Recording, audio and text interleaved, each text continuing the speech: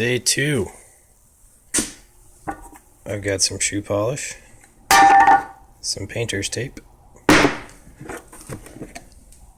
Hebe weld, some tools, some spacers. I think we're gonna do some bedding and some pillow work. Here's kind of where I sit. I did a lot of prep work ahead of time. I went ahead and made this spacer. I'm gonna have to bridge that gap, I know, or I'm just gonna let it fill. I'm using Doc's guide for the pillar. I don't have a lathe, and you know, this will work. It's a pretty simple theory to it. So let me see how big my pillar is going to end up being. 0, roughly. This isn't super exact. So mine is just under ½ an inch. And I'm actually going to use the. I'm going to go ahead and use the stock screw for the to tighten the action against the stock. So there it is. I'm going to lose a whole bunch of stuff. Now, I'm not gonna lie. This is a no beer project. A little bit nervous. It's the first time I've made a pillar myself and done all the bedding. So hopefully I will have a rifle that I can take out and not a permanently attached one-time deal. So the kind of thing I had to wrap my head around was, so the action gets locked down to the stock via this screw right here. And then of course you got the trigger assembly and everything, so I didn't really think about it, but there's nothing to hold the trigger assembly up here, so I'll probably just do a little dab of glue that I can stick like a little punch or maybe a little chisel down there and break it off if I need to access. But after this is done, I shouldn't really need to access or it's not access, but pull off the trigger guard, because everything will be locked down from this single point. And of course that'll create even pressure across the top of the stock. I'm actually going to go ahead right now and I'm going to sand down. I'm going to remove some of this material here so I can free float the air tube. I saw on Doc's guide you can also put like 5 or 6 layers of tape on the air tube itself and get the spacing. But I'm just going to do this and do the dollar bill test. And if the dollar bill tests worked, then it'll work even when we add the layer of epoxy underneath. There'll just be a little bit more clearance. After that, we'll shoot some groups, so it'll probably be a couple days because I gotta let all this stuff cure. Let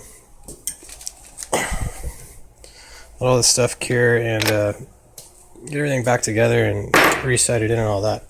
So I'm gonna do some work here for a little bit, and then I'll shoot a video of the follow-up. Sanding, not fun. There's typically about, man, I wouldn't even call it more than 20th of an inch right here, where there's a lip where this is supported, but I want all my support from here on back and the rest of this to free float. So I've kind of removed some material here, enough where there's a difference between this shelf and this shelf. So when we do bed, this will be the supporting section, and I'll remove more material as needed if I can't do the dollar bill test. Well, that's all I have. I'm married and I have kids, so I don't have hundreds like a lot of the cool videos. We'll do that. I think today I'm gonna fill the pillar in. I'm gonna get it epoxied, and I'm gonna let that set overnight because I don't want to mess around with the pillar because it's pretty integral to the whole process. But after that, my plan is to create some dimples in here with a little ball bit. I think that's what they're called. But I'm just going to come in there to give the epoxy a place to kind of get their fingers into. So that's the plan for now. I'll close out one more video for today on doing the pillar work. So I'm going to grab some shoe polish and some tape and get this thing prepped. All right, epoxy is in. I got it on both sides. Bridged that gap on the spacer a little bit. I'm going to clean up around the edges, and then I'll let it sit for about 4 hours, just in case. I mean, if it's 4 hours, it's still gonna be pretty set, but it's not gonna be as bad as if I leave it overnight and it's just totally bonkered up. So we'll see how this goes, and hopefully I didn't just glue my stock to the action, and if I did, I'll publish a video anyway, so you can learn from my mistakes and probably laugh at me. We'll continue shooting after this dries. It is the next day. Thank God. I didn't glue it to it. So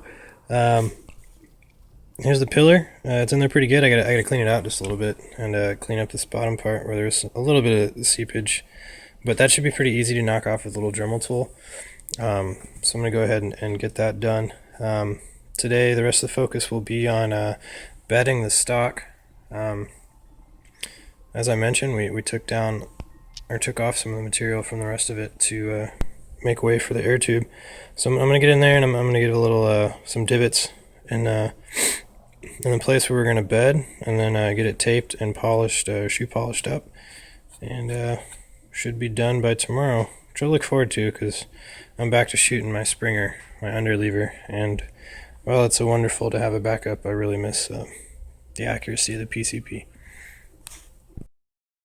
There she is, all cleaned up, nice and smooth, very flat. Screw fits in there just fine, very snug fit.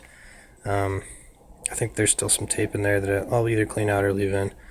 I'll probably leave it in just to act as a buffer in between the spacer, or excuse me, the pillar and the screw. Dremeling complete. I'll just use a little ball bit. Came in and made some places for the epoxy to really fill in. So I think I'm going to run some epoxy on a rag to fill the divots, and then I'm gonna lay down the bedding compound, or essentially another layer on top of those. So that way I don't miss any. So I make sure they all get, for the most part, filled. So I mixed the entirety of the two tubes together, and it turns out it's way too much. So you can get by with just two tubes and you'll still have extras left over. So I've already lined this. I'm going to clean up kind of the spillage. It's fairly thick, but as soon as I set it down and then crank it, we'll have to let it dry for a good while. So I'm going to hit this thing one more time with the shoe polish in efforts to not make a permanent rifle. But I look forward to it, and we'll let this sit, and then hopefully we'll tighten up those groups a little bit. All right, thanks.